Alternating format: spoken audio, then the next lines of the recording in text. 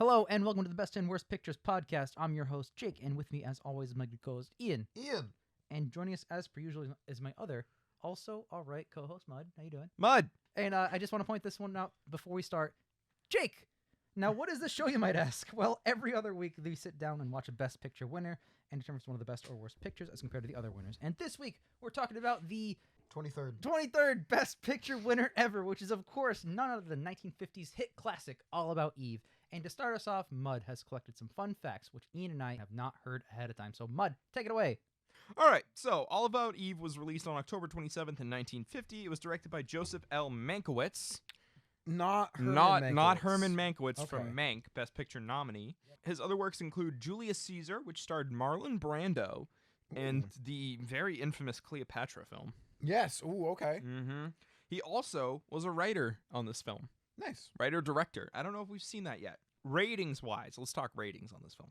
8.2 out of 10 IMDb, 99% Rotten Tomato critics, 94% Rotten Tomato audience, 98% Metacritic. Oh, isn't this no, I'm gonna let you finish.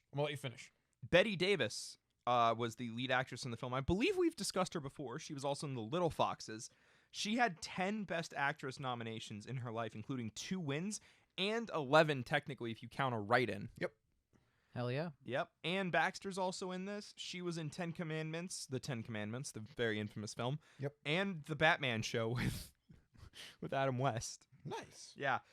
She's a descendant of the Wright family, which is a very famous family of American architects. Oh, I thought you meant like Orville and Redenbacher, the plane guys. No. I thought so too, because like it was listed on her right. like. It was on her, Ian, wait, no. Before you continue, that's fucking Orville Redenbacher, the food. Not Wilbur and Orville. It's Wilbur. Wilbur and Orville. I you dumb wanted fuck. to see Wilbur if and anyone was gonna correct I caught me. it immediately. I didn't notice. No, I know what you mean though. I thought it was the same family because they're like Yeah. on her Wikipedia page, and I clicked on all her relatives, and it's like architect, and I was like, well, somebody didn't do what the family wanted her. That's funny. Nice. And lastly, we have George Sanders, who was in Rebecca. Oh, cool. Awesome. He was also in Batman, the TV show with Adam West. Yeah. I was like, wow, there's 2 actors from this in that show. Cool. And the Jungle Book movie. I did not write down who he played, though. Oh, I want to know. I love know, the Jungle I'm Book. sorry. Also, he was married to Zsa Gabor. Oh, okay. Is that Zsa Zsa Gabor? Zsa Gabor. I'm sorry. I forget how to pronounce her name every time I see it. It's a weird pronunciation. Celeste Holm, who played the mother of Philip in Gentleman's Agreement, is also in this film. So returning That's actor. awesome. Okay. Yep. Here's a fun fact for you guys. The casting process for the lead was extensive. Some other names that were tossed out for it include Joan Crawford, Claudette Colbert, who signed to the film but withdrew due to receiving injury shortly before filming was supposed to begin, That sucks. and Barbara Stanwyck. So for the award ceremony, 14 nominations. Okay. A record to this day that has only been matched but never beaten. Awesome. Yep. How many? What was the record? 14. Holy shit. 4 of those were for acting from a female in this film. I wonder if it's possible to get 15. Absolutely. You think so? Yeah. For one Probably, movie? but like almost every category. You'd have to get, and like multiple, like this film had multiple nominations in acting. Like I said, 4 actresses received Academy Award nominations, the most for a film ever. Yeah. 4. Baxter and Davis for Best Actress. Holm and another actress named Thelma Ritter for Supporting Actress. Cool. None of them won. 4 nominations. You Yep. know. Sanders did win Best Supporting Actor, and Mankowitz won both Best Director and Best Screenplay. Awesome. Edith Head and Charles Lemaire took home Best Costume Design, Black and White. Thomas T. Moulton won Best Sound Recording. Barbara McLean was nominated for Best Film Editing, but lost to a film called King Solomon's Mines. I did not write down the editor for that. Okay. Milton Krasner lost Best Cinematography to the film The Third Man. Didn't write down the guy who won for that because they're not on this film. Alfred Newman lost Best Scoring of a Dramatic or Comedy Picture to Sunset Boulevard. Okay. Okay. Josephine Hull took home Best Supporting Actress for a film called Harvey, who's not in this film. I just wanted to note that. Understandable. Judy Holliday took home Best Actress for a film called Born Yesterday. So those are the 2 actresses who beat the 4 actresses in this film. Awesome. Mankiewicz was nominated for Best Story and Screenplay, a different category from Best Screenplay. Okay. Why? Best story. Yep. We talked about that last time. Yeah, no, we no, did. I'm not Really done bad. yet. Sorry, I'm going to start over. Joseph Mankowitz was nominated for Best Story and Screenplay, which is a different category from Best Screenplay, for a different film called awesome. No Way Out, Holy which he shit. did not win. Okay. He had 2 different writing credits for 2 That's different films. pretty sick. Yep. Anytime you can get 2 different things, even if you're an actor or a composer, like this year with Trent Reznor having 2 original score nominations, you know. And actually earning it, because unlike back in the 50s where every score was nominated. Yeah. And finally, the film beat Born Yesterday, Father of the Bride, King Solomon's Mines, and Sunset Boulevard to win. Okay. And Good. one final note. Barbara Stanwyck, who I mentioned before, was originally, one of the actresses considered for the role in this film. She actually got her start with an American playwright by the name of David Balesko, who once was working with a young actress and suggested that a young Gladys Smith adopt the stage name Mary Pickford. We love Mary Pickford. We do love Mary Pickford. Can I, Mud? I think you glossed over a fun fact. The only fun fact I actually knew about the movie. What's up? This is one of Marilyn Monroe's first films. I did not realize that when that I is was reading true. this. I did know that once. And also, I did want to throw back to George Sanders. Shere Khan, the tiger, is what he voiced in the Jungle Book, the main villain, Damn. which is awesome. Damn. I'm excited. I'm not that excited for like all-time expectations, but I'm ready for a good movie. I'm optimistic. All right, we just watched All About Eve. How are we feeling? I'm feeling really good, alright, actually. yeah. I'm also feeling pretty damn good. I got a lot to say. So this is definitely a character-driven film, and Yes. I really, very much so. really like that because a lot of early Best Pictures have some really bad characterization. Yes. I honestly, you know what I kind of thought of during this film? This is like a better version of Broadway Melody. Mm-hmm. Sort of what it wanted. I had yeah. the same note. I wrote, this is the good version of the Broadway Melody is what I wrote down, in the sense that it's a character-driven story about 2 women in the theatrical industry trying to either make or maintain their status, and how trying to do that effectively tears people apart, and it corrupts people. This is the version of that story that we said in that review. Oh, it could have been great, but they really squandered it. Mhm. This is unsquandered that. Yeah, basically. This is what that is. The main difference being that like the women in this film have all the agency, Mhm. whereas in Broadway Melody, it's the girls are the main characters, but it's driven by what the men do around them, Yeah. which Right. is nice because there is that angle, and we have a character like that in this film with Addison DeWitt. Yep. Mhm. But I think what really drives home the ambition of these people Yep. is, well, their ambition.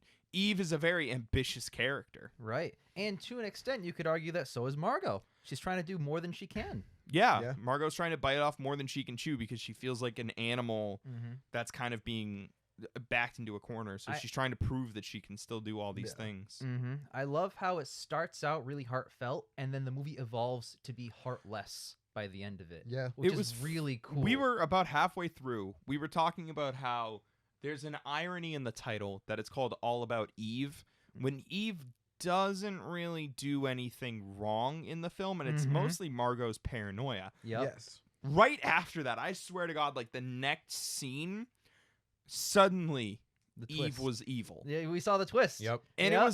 it was a beautifully Dude, executed twist. can I talk about the execution of that twist? Because before that twist, way at the start of the movie, Eve talked a lot about how much she loves Margot Channing, and she brings up this sob story, how she lost her husband, and Margot's plays were kind of an oasis for her. I'm not going to lie, Eve fucking sold me on it. I thought that was genuine. And reflecting on it after the twist's execution is like, holy shit, you had me going. Like, usually with twists like that, there's no reason for a character to have been that heartfelt unless they're really that good at acting, and it didn't peg her for an actor at the beginning of the movie. But Mm. yeah, She even though just- she was winning the award before that Right. part, but yeah. The movie totally sold me that it was just a crazed fan, not crazed, but like a really dedicated fan Who just wanted loved her it, shot. who wanted her shot, Yep. and just slowly entered that way. But it turns out, oh my god, there's a lot of cyclical, evil kind of.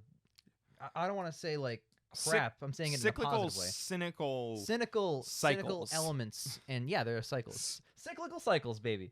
Yeah. No, there's The a lot of- cycles are cyclical. Right. There's a lot of stuff the narrative does to loop back around on itself that I really admire in Yeah. this movie. We'll talk about that. A But lot of the twist stuff makes sense because of how they framed it before and after. Mhm. I like that you can kind of divide this movie in half Yes. between where Literally. it focuses on Margot and where it focuses on Eve. Yep. Mhm. And like at first, Margot, she's a deeply complex character. She's got a lot of troubles in her life, obviously. And at first, it seems like the story's going to be her having to accept the fact that the world is moving on from where she was Mhm. and that she needs to age gracefully Yep. and that she's just projecting all these fears onto Eve. Yep. And then halfway through the film, you find out, no, she's 100% right. Right. And Eve is a manipulative, conniving, Mhm. social climber Right. Yep. who is willing to claw her way to the top and Mhm. does not care about who she kills on the way there, Mhm. metaphorically, because she doesn't kill anybody in this Right, film. exactly. I love that. I love there are scenes that really convinced me that only Margot is in the wrong. Like where Margot was late and discovered that Eve read for the part instead. She's still used to being in the prime of her life where the world revolved around her. Yeah. And auditions would start when she wanted them to start because she was hot shit. And when she finds out she read for the part and everyone wants Eve instead, Margot attacks them by blaming it on the fact that Eve is the right age for the part, stemming from that paranoia of slowly losing her grip on the And there's an spotlight. amazing fight. Eve just shrinks away. Mhm. She's like, I don't want to be a problem. And it's mostly Margot and Lloyd having the Yes. argument. And it's probably one of the best scenes in the film. Right. Yes. And, And now, in that scene, Margot is in the wrong. Yeah. exactly. Like 100%. That's what I'm saying. Yeah. Another good thing that this film does is nobody in this film's 100% like Correct. correct, except I would say Margot's husband, because he always seems Yeah. to be. He He's seems. Bill's just like, all right, calm down. But I mean, he's supposed to be like the voice of reason character. Yeah. He's you know? the one character in this that's supposed to be like an anchor to reality. Exactly. Everyone else is in some kind of fantasy. Everyone else Yeah. is in some kind of fantasy in their own Mm-hmm. head. He's the one who's like, all right, let's Mhm. walk it back here. And I like that. I like having the one character who like Mhm. is willing to call everyone on their bullshit. Right. And Ian, to back up Yeah. your point about how Margot was incorrect, you're right, because in reality, Margot probably would have gotten the part if she were on time. Yeah. Easily. Eve never would have even read for it. Never Yep. would have read. That's all on Margot. And there's another scene to bring up Margot being in the wrong when they're hosting the party and Oh, she yeah. gets all pissy on the staircase. Yep. Mhm. And she's like, all right, I'm going to bed.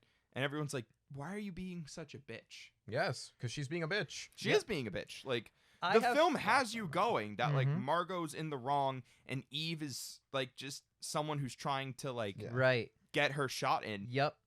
And Okay, yeah. then it just changes. I have a lot I mean, to say okay, about so that. no, I think Eve is still someone like the whole thing was she's not who she says she is, but she still was just someone trying to get their shot in, regardless of whether she was just a fan or not. I think she played the part of being a fan in order to try to climb up, but she wasn't actually an actress at that point. She just worked at a distillery.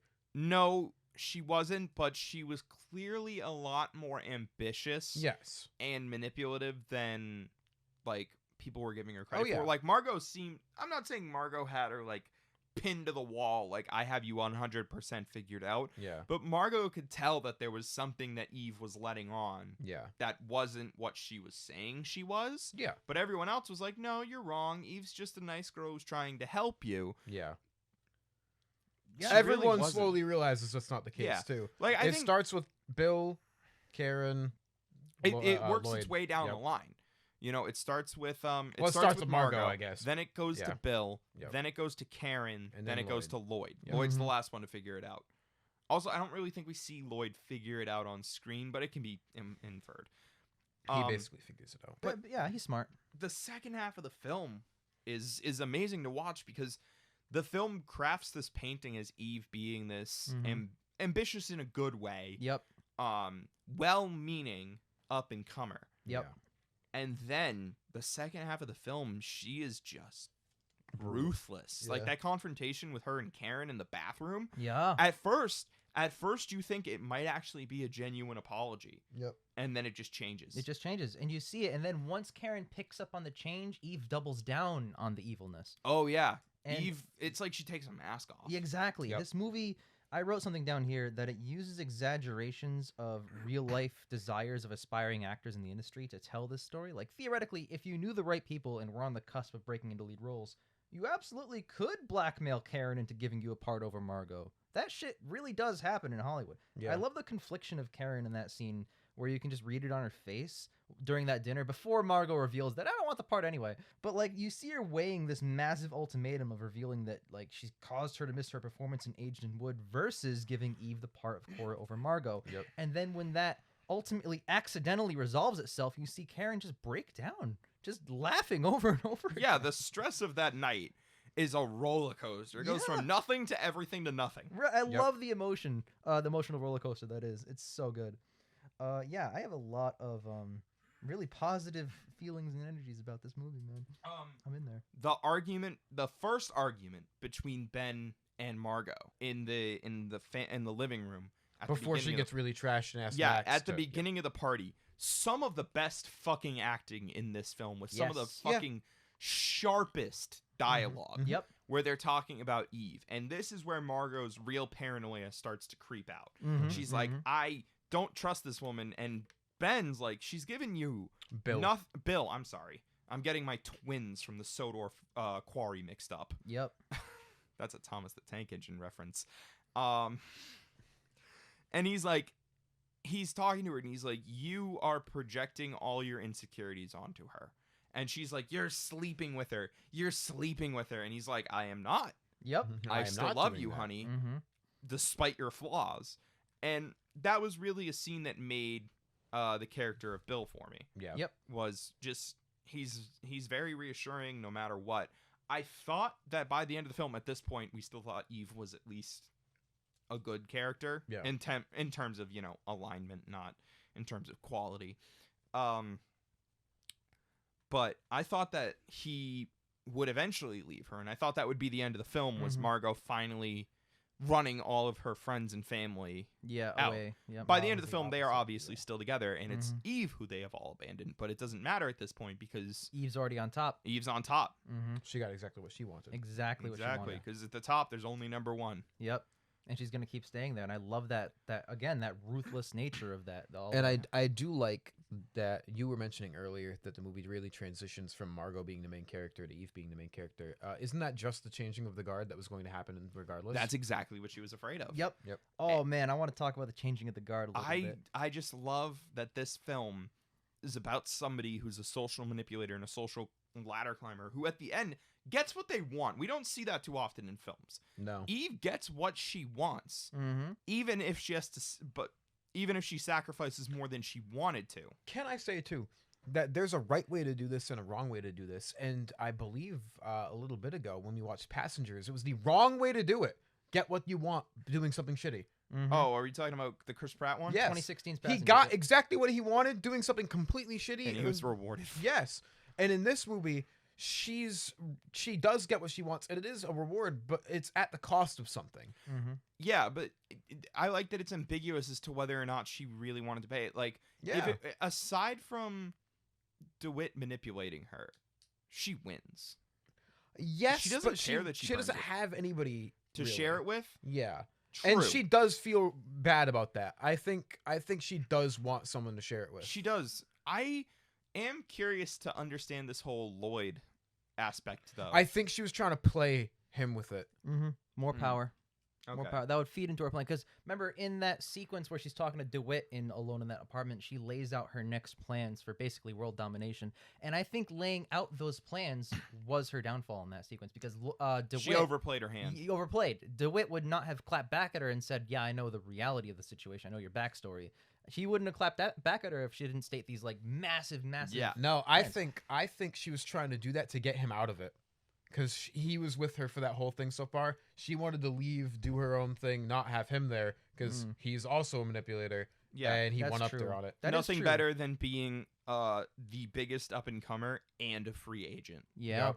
Because then she Absolutely. can start taking contracts from everyone. Yeah. That is a good point. You know? And Oh, great, that he was just a writer, but he helped her do that. And she was like, all right, he helped me. No, I'm done with him. No, isn't DeWitt a producer? He's a columnist. Oh, He was sorry. the one who wrote the column. Journalist. Max is the producer. Right. That was her undoing. You're absolutely right. And I love the way that scene unfolds because she's finally trapped in a prison of her own design. Yes.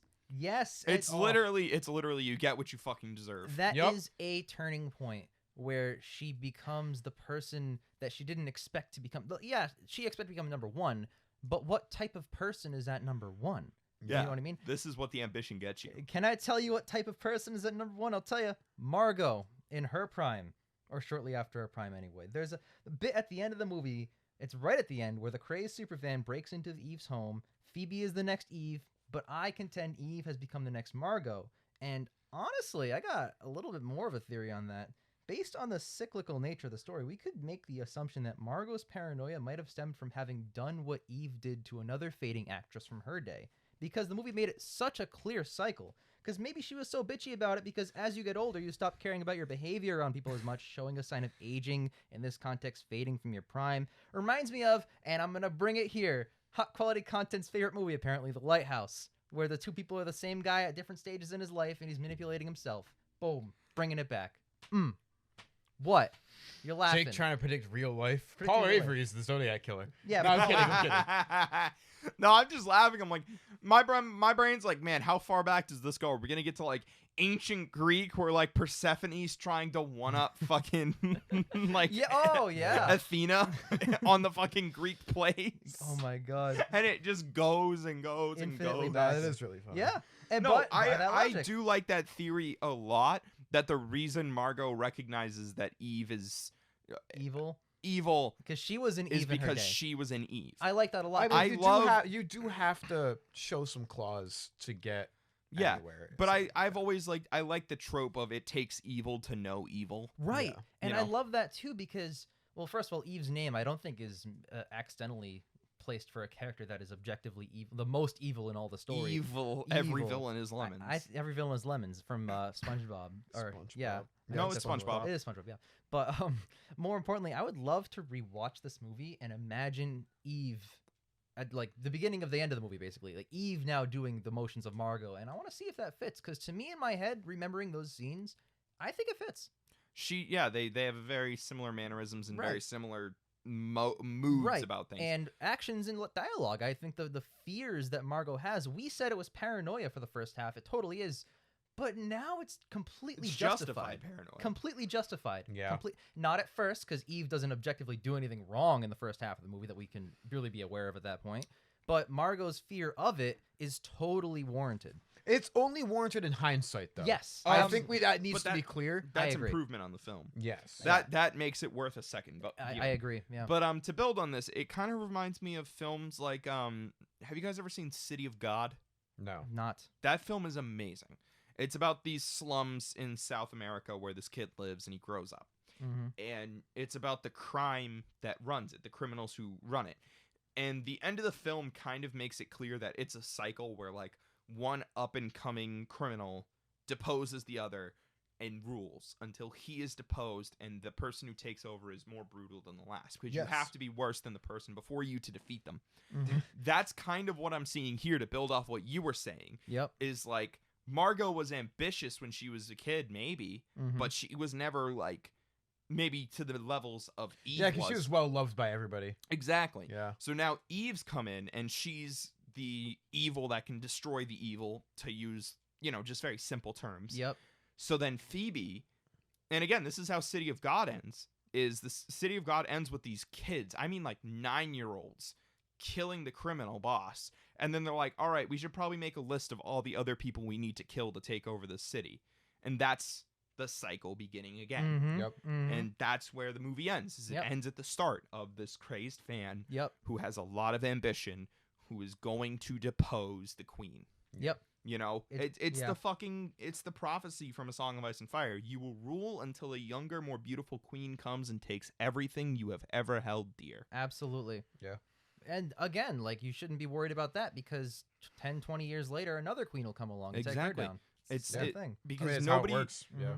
nobody wants time to move forward when they're on top.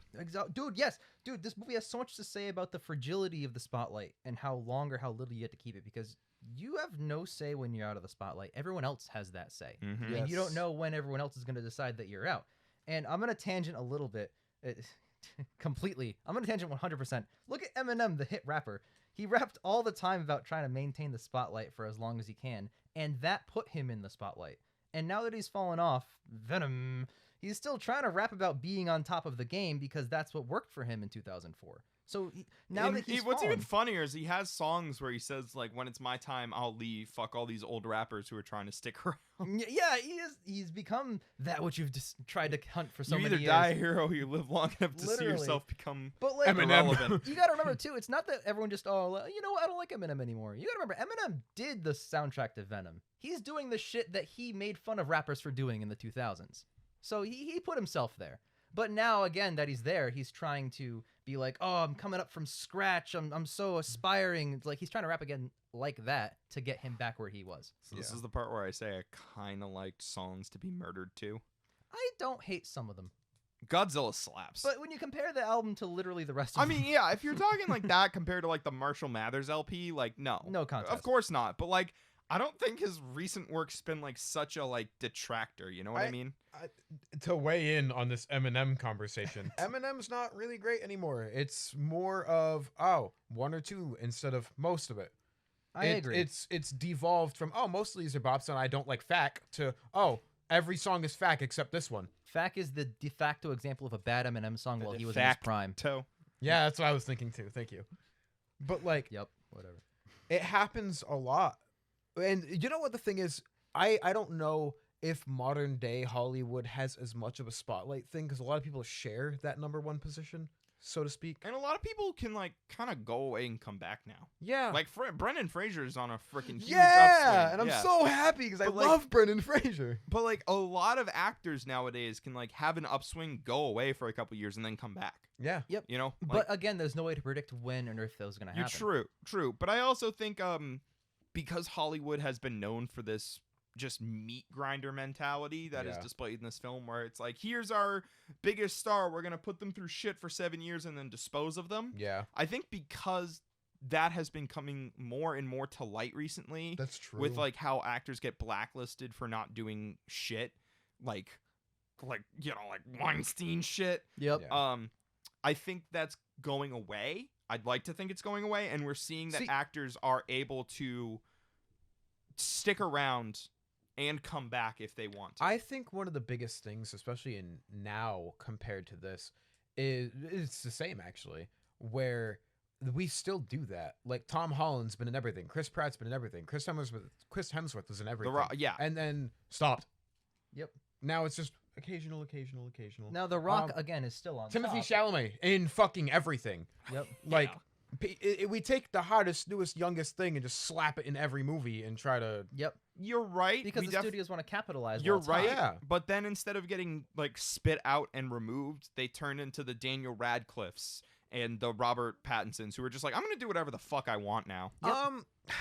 I mean, we haven't seen the end of Tom Holland's being in literally everything, so I can't say. You're right. Because he's still in literally everything. He is. It goes through. Even Hemsworth. Hemsworth is slowing down now. But I mean, I think there's a difference between being in everything and then just kind of occasionally appearing and being in everything and then disappearing. And then disappearing. Like Brendan Fraser disappeared. Well, for that's a couple because years Hollywood touched him and made him depressed. But that's what I mean is like those sort of things are going away now. I'd hope. You have to hope, but I pray. Yeah. But like in the 50s when this film's being made, there's still very much that mentality of like the second I'm not on top, I'm done. Yep. Yeah. You know, that it's is a big over. Deal. Yeah. You know, I think even my best example could be the James Bond stars. Like, aside from Connery's later life, when he was in other things, and I mean later, like late 80s to the 90s. Indiana Jones. When he was even before, right? He wasn't in much. Yeah. And then I genuinely can't name another movie Roger Moore's in. Lazenby, absolutely not. Even not our preferred, but like one of our champion Bonds, Dalton. Yeah.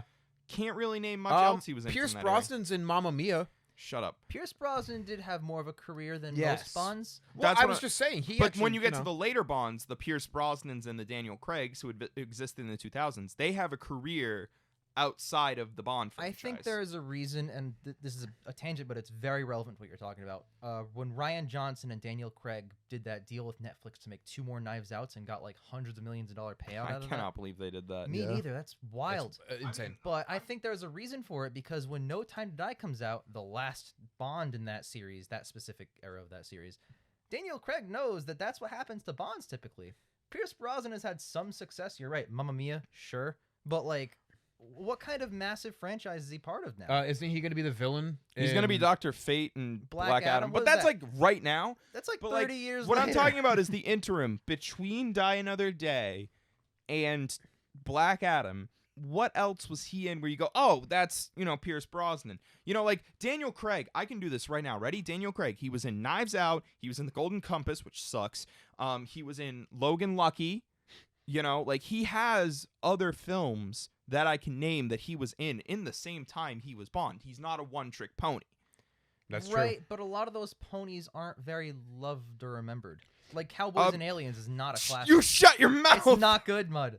It's not good. No, I know it's not good. But like, okay, Golden Compass sucks. Cowboys and Aliens sucks. I know a lot of people like Logan Lucky. And Knives Out was very well received. Knives Out. That's why I was bringing that up. I think he knows that, hey, the Bond curse. And I it's want to not get a it's Knives not Out. about always being in franchises. It's just about getting consistent, steady work. All right, And so franchises are almost synonymous with that Pierce right now. Brosnan Okay, you're did not right, get- but I'm still saying that like you can exist outside of your franchise. I Yeah, know. Pierce Brosnan did not get a lot of roles outside of like Bond in between, like that.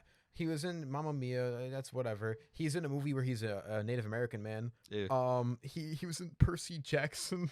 That's right. He's the centaur. He's in Who is Percy he in? Jackson. He's the Wait, centaur. whoa. A Native American man? Yeah. Not in Percy Jackson. That's Not a in different Percy film. Jackson. Completely He's different, the centaur different man. teacher in Percy Native Jackson. American man. I'm more curious about that movie. That one came out in like '96 in the height of Bond. So Wow. Oh, I just watched The Lawnmower Man the other day. Oh my god, it's bad. Oh my Yeah. god, it's bad. But like aside from Hot Fuzz, I don't think I can name another movie Dalton's in. The TV show Penny Dreadful.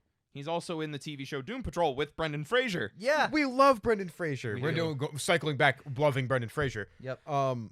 Yeah, like this movie has a really, really interesting scope about it's theater, not even Hollywood. And they even say Hollywood's dumb in this. Yeah, a they bunch, do. which is really weird because Yeah, but it's like a tongue-in-cheek, like, Hollywood's dumb, isn't it? Hollywood, please give us a because award. that's what people thought.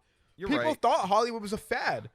They say minor awards like writer and director, For theater productions. which is insane. I know. Which is really funny because the guy who made this film wrote and directed it.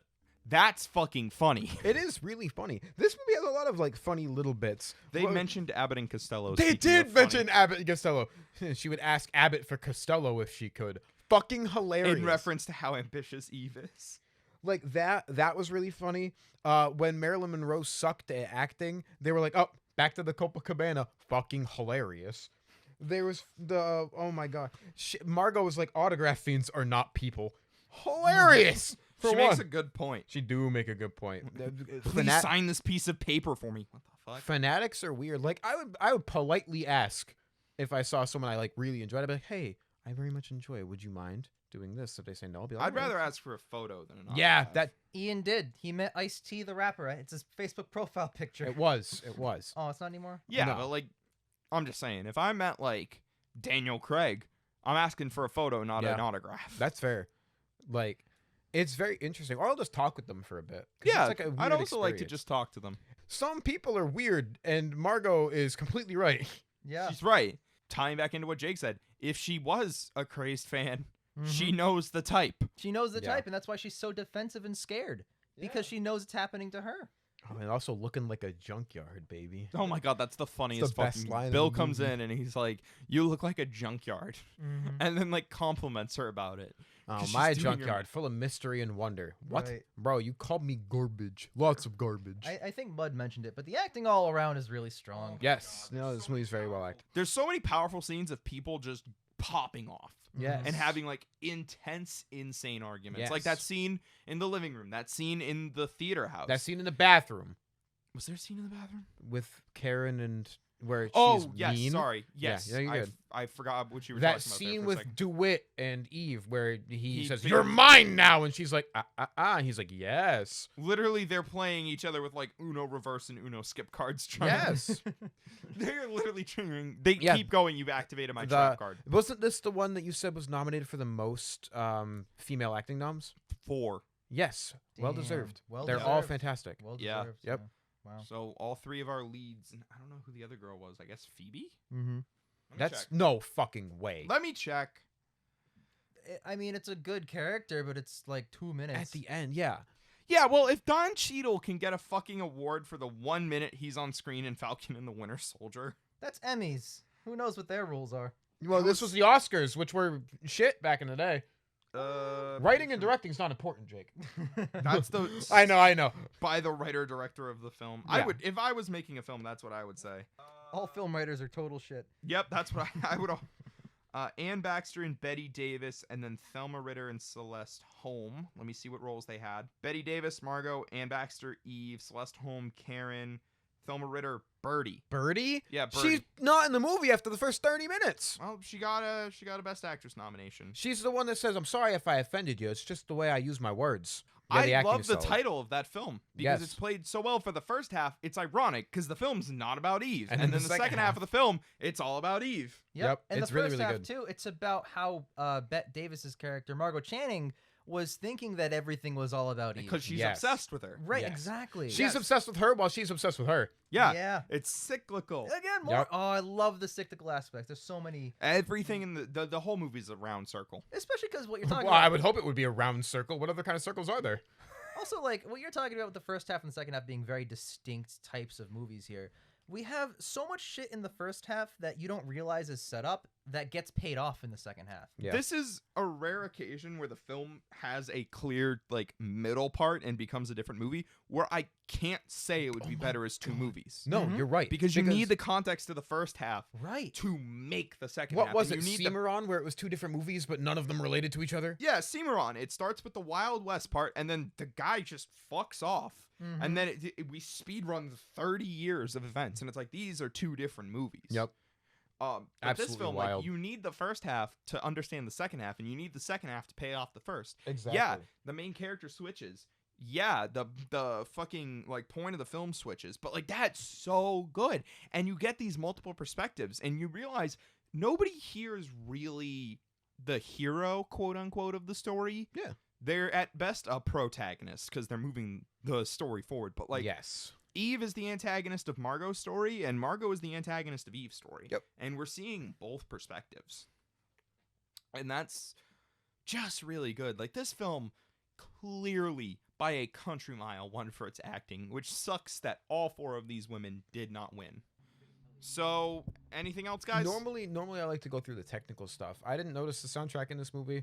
I don't That's a think there good was thing. one, to be honest. There was. There's on a couple lot of parts. stretches There's without a couple music. On a couple parts. I don't like how the narration at the beginning and the end freeze frames the movie, like Mhm. at all.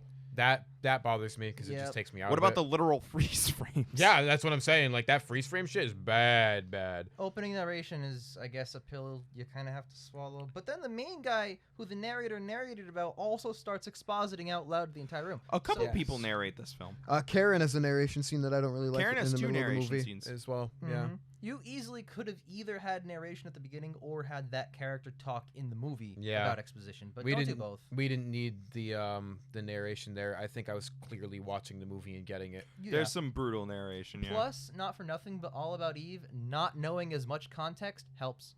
Helps a lot. Yeah. And there's a little bit of the green that I mentioned. Like that's old. Yeah, there's a film. weird green tinge in a couple scenes. that green tinge. I know it's a thing about old film. That being said, we haven't really been seeing it in a lot Yeah, of the old I was films. thinking the same thing. So it hasn't I come up do yet. need to detract. It's probably you just editing need, or yeah, direct- no, like, you know it's what I something mean? to note. there's a couple. It's fine directorial wise and edited wise, but other than that, like nothing special there. I also want to mention, and because we haven't really talked about it, which surprises me because it is awesome, the final speech bangs. It is so good. I love how everyone else in the room applauded and was very cheerful, but only the 4 mains that she called out for saying thank you Yes, so yep. much. Because they know full it's eyes. all bullshit. They just they give her the most dagger-eyed stares. Yeah. It is, I love that. I love because you only get that satisfaction after the context of the movie Yeah. and building it up and paying it off to that moment. It's so much subtext. It is really good. It's really good. And then of course after the speech comes the moment where it's the lighthouse 10.